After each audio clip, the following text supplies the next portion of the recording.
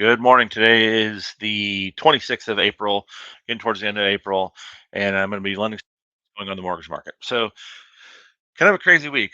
Lots of information. So, inflation progress is getting kind of harder. The PCE came out in the middle of the week. That really didn't do good things for interest rates at all. So, they really picked up a little bit of ground, then they lost it all towards the middle of the week.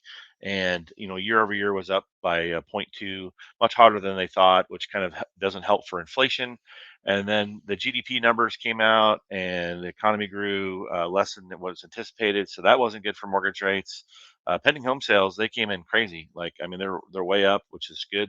Kind of strongest they've been in a little over a year, which is really good. New home sales is kind of confusing the media a little bit. That's really based off of when they get under contract and when they actually close. So, when you're building a new home, I mean, you might get under contract, 4 to 6 months prior to it being done. So it kind of just skews the numbers a little bit.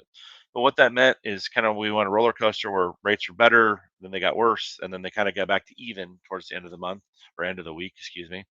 And how that looks. So you've got kind of the trends that you're going to be been seeing.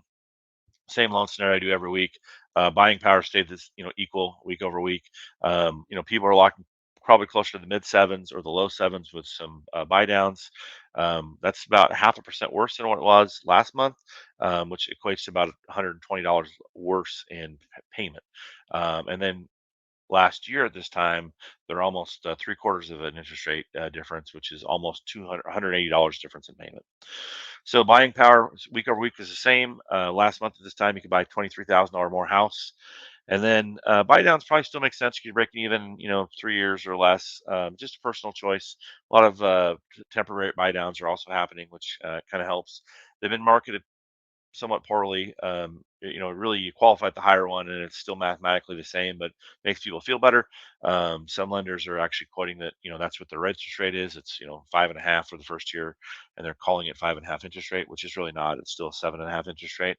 But hey, that's how marketing goes. Some people push it a little bit.